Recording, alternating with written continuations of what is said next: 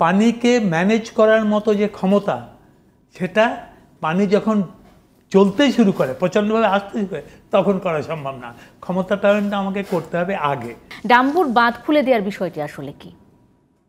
ডম্বু, আমি যদি ভুল না করি। জি না, বাঁধ খুলে দেওয়ার সমস্যাটা হচ্ছে যে বাঁধে তো একটা পানি আটকে আছে, খুলবে কেন? পানি আটকে সেটা যেতে দাও। তো বাঁধ খুলে দেওয়ার সঙ্গেই একটা ঝাপটা পানি আসে, তার মানে একটা স্বল্প সময়ের বন্যা ক্রিয়েটেড হয়। স্বল্প সময়ের বন্যা যখন ধাক্কা দিয়ে আসে, তখন কিছু লোক বা সব লোক কিছু ক্ষতি, কিছু লোকের বেশি ক্ষতি, এটা হয়। তো এখন সব লোকের কিছু ক্ষতি হলে সবাই খেপে যায়, যেটা কি হলো, বাদ খেয়ে দিলে আমার জমি চলে গেল, আমার গরুরা ভেসে গেল, আমার মানে সেটা কি অটো খুলে যাওয়ার কোনো বিষয় আছে? না, অটো খুলে যাওয়ার বিষয় না, অটো প্রেসার আছে। আচ্ছা, তো প্রেসার দিয়ে সেটা অটো খুলে যাওয়া কখন? যখন ওর সীমানা ছাড়িয়ে যাবে। এটা তো একটা বেসিক্যালি, আপনি যদি এটাকে একটা দরজা মনে করেন, তাহলে দরজার উপরে একটা চাপ আছে, একটা দরজা খুলে যাবে। তা না হলে চাপটা যদি এত বেশি হয়, দরজার উপর দিয়ে উপচে পড়বে, সেটাও হচ্ছে এবং হয়। তো তার আগেই যদি না খোলে, তাহলে ওই উপচে পড়া দিয়ে আপনি ম্যানেজ করতে পারবেন না, আপনার হাতে কিছুই কন্ট্রোল নেই। তখন কিছুটা খুলে আপনি কন্ট্রোল করতে চেষ্টা করবেন।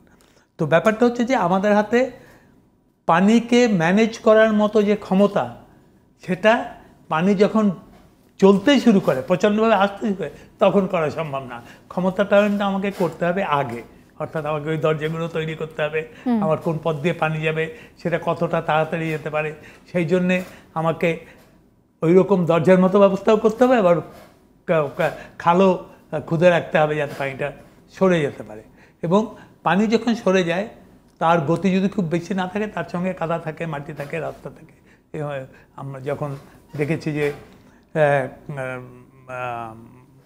পানি যখন যাচ্ছে, তার ভেতরে বালিশও যাচ্ছে, খাট পালংও চলে যাচ্ছে, কারণ তো ঘর বাড়ি থেকে বেরিয়ে এসছে, সে খাট পালং তো আর তার নিজস্ব গতি নেই, ভেঙে টেঙে যেখান থেকে যেভাবে যেতে পারে।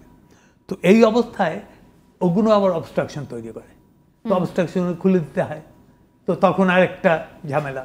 এই জন্যে আমাদের পরিকল্পনার ভেতরে পানিটা কোথায় জমছে, কিভাবে আসবে, কে খুলে দেবে, কতটা খুলে দেবে, এবং সেটা সরে যাওয়ার পথটা কতটা সুযোগ হবে। কারণ যখন হঠাৎ করে আসলে কিন্তু দুই পার ভেঙে অনেক বাড়ি ঘর ভাঙে চলে যায়। সাধারণত মানুষ নদীর পাড়ে, খালের পাড়ি তার বাড়িটা ইনভেস্ট করে, মসজিদটা বানায় সেখানে, মন্দিরটা বানায় সেরকম জায়গায়, যাতে মানুষ আসতে পারে।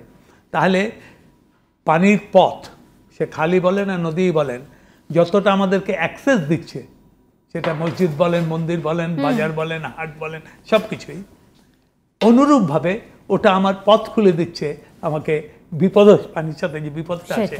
অসংখ্য ধন্যবাদ।